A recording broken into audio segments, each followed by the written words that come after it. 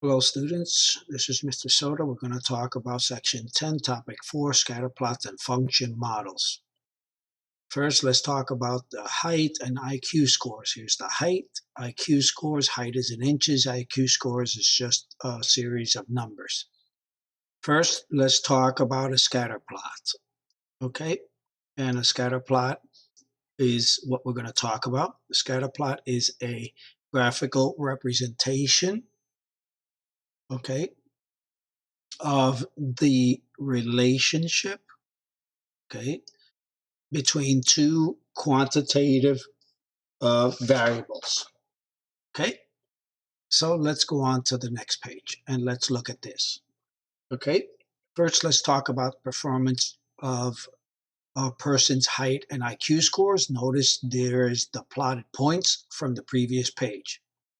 So the first thing we want to talk about is what do the values of the X represent, okay? And then we're going to talk about the values of the Y axis represent.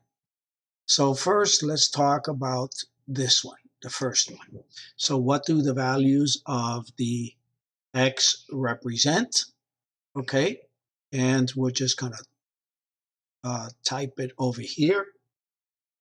So the X-axis is a person's, okay, person's height, and remember that's in inches.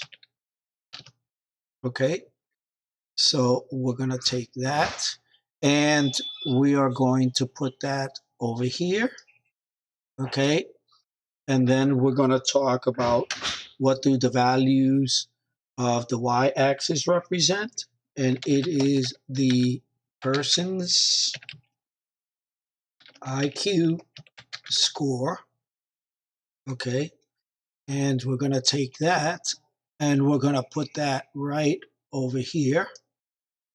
Okay, then we're going to talk about what does the ordered pair 6690 represents. Okay, and we're going to type that out as a person's or a person who is 66 inches tall and has an IQ score of 90. Okay, and that's what goes over here. So we're going to take that and put it right here. Okay, then we're going to describe the relationship between the height and performance IQ score. Well, if we look at the data here, it doesn't look like anything forms any kind of shape. So we can say that there is no clear relationship between the height and IQ score in this scenario. And we're going to take that, okay, we're going to take that and we're going to move that right over here because that's where it goes. Okay, the next part of the sections is we're going to analyze these scatter plots and we're going to determine, okay, let's highlight that, the relationship, okay, represented. All right, so we're going to look at each of these and we're going to determine the relationship. So the first thing we want to do is look at this. Well, that forms, notice that that forms a line like that, right? And if that forms a line, what do we call that? Well, that is linear. Okay, so that one is linear, and we're going to put that here. Okay, this one forms a different line.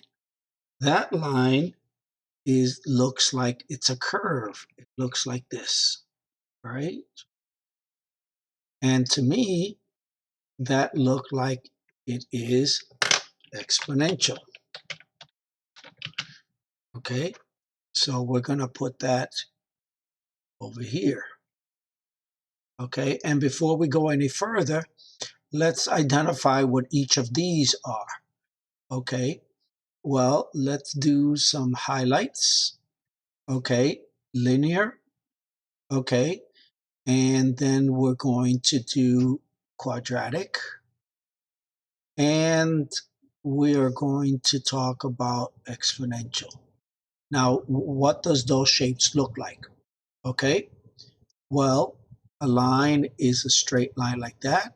A quadratic is a curve like a U, okay, up or down. And exponential either goes drastically up or drastically down. Here's a line, see how it drastically goes down, okay? And now we could continue. What does this shape look like? Well, that shape is also a line. It happens to go this way. So we can say that that's also linear. Okay, and we could take that one and we could put that right in here. And what does this shape look like? Okay, well, that looks like a U. If I were to trace this, it looks like a U. Well, that's a parabola, but the relationship we call quadratic. Okay, so now we could take this and we could move that here. Okay, and there goes that part. Okay, why don't we try one example of our own? Okay, over a 9-month period, students at Oak Grove High School collected data on their total number of Instagram posts. Okay, let's highlight that. Let's look for a highlighter and let's try this color. Okay, we're talking about Instagram posts, okay, each month. And these are the results. Notice we have months, we have and number of months from 1 through 9, and the number of posts from this number all the way to this one. So we're going to create a scatter plot. Well, in order to create a scatter plot, the first thing we need to do is label our graph. Well, our graph is as follows. Oak Grove High School Instagram posts. Okay, so that is our title, and we're going to take this and we're going to put it here. Okay, so then we have to label our x-axis. Well, our x is right here, so let's just mark that. Remember that this is x and this is y. So we're going to label this one as what? Okay, we're going to label that as the month. Okay, and let's move that to here. And the y is going to be the number of posts. Okay, and we're going to take that one and we're going to put it over on this side here. Okay, then we have to label each of these with numbers. So I'm going to use this and I'm going to count the months starting with 1, 2, 3, 4, 5, 6, 7, 8, and 9. And over here we're going to count by 200s because the numbers go from 36 to 1500. 200, 400, we have 600, 800, 1000, 1200, then we have 1400, 1600, and then we have 1800. Okay, so now let's go in and let's make this just a little bit thicker. All right, and let's change the color. So now we're going to do 1 and 36, which is going to be right about here. Then we're going to have 2 and 52, which is just a little bit higher. Okay. And then we're going to have 3 and 108. That's a little higher. And then we're going to have 4 and 146. That's a little higher. And then 3, and then we have 5 and 340. So that's 400. So that's going to be a little bit right about there. Then we have 6 and 515, which is right about there. Then we have 7 and 742, so that's 800, that's 700, that goes right there. Then we have 8, just over 1,000. And then 9, we have 1,500, which is going to be 1,600. It's going to be right about there. All right. So look at the shape of that, and you think about what that shape looks like. And let's go on to number 3 to answer question number 3. Now, the important thing here to remember is, okay, we're going to do some highlighting. So let's highlight in orange first, and let's do 3 millimeters. Okay, so notice that it says that recall the data, Instagram post, the linear regression equation, or in other words, the linear equation is represented by f of x. So there's f of x. Okay, so now let's go in here and let's take another color. Let's try just yellow, and then the exponential. Okay, the exponential equation is going to be g of x. Okay, so what are we going to do for part A? Well, they want us to find, okay, they want us to find, let's go to this one, and let's do rows, and they want us to find 11, month 11. We only went up to 9, but we're going to use which one? Linear. Okay, so if they want the linear, okay, which is that one, so the linear equation is going to give me what? F of 11 equals 176.32 times 11 minus 380.47, and that's going to give me an answer of 1559.05. But since we can't have a partial post, we're going to do 1559 posts. Okay? And that's going to be the number for our linear equation. Now let's do a different color. Okay? And this time we're going to use this color. And now we're going to do exponential function, which is g of x.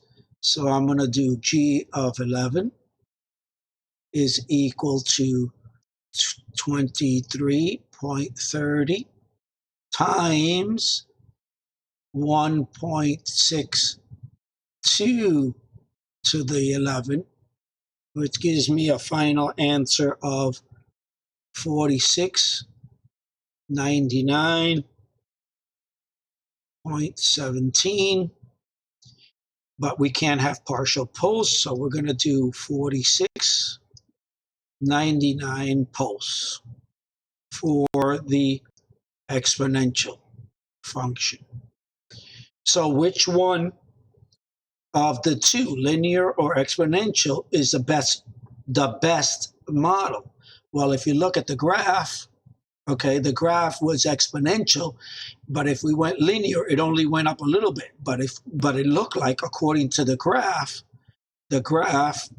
was, if we go back to the previous one, okay, you see the graph goes up like this. So it is exponential. So our best answer, okay, for this would be that it is, and let's type that out, okay. The best answer for that is that it is the exponential equation is the best model for this particular scenario or case that we're working on. Okay? And that takes care of that. Now, the last thing we need to do is beat the test. Well, it says the scatter plot below is the number of violent crimes committed in the U.S. 1993-2012. That looks like a line. And notice it's going down, so it's a negative slope, which means that violent crimes decreases over time, which is good. Okay? So they give us the linear equation. Let's highlight that. Okay, this is our linear equation that we are working with right here, which is important. So the first thing we need to do is find out what is x. Well, to find out what is x, right, we're trying to find out from the year 2020. So we do 2020, okay, minus 1993. That gives me 27. So x is 27, right? And if x is 27, then we need to substitute that into the equation, okay? And what we're going to have is y, right? It's going to be y is equal to negative 31,256 times 27 plus 1,773,900. Okay, that's a 0. Okay, and that's going to give me an answer of 929,988 violent crimes, okay, in the year 2020, okay? So it seems like it's a lot, but remember, we started with 2 million violent crimes. Now it's under 1 million. So it's definitely getting better in this scenario, okay? And that is scatter plots, okay? For homework, you're going to do check your understanding, okay? So do that.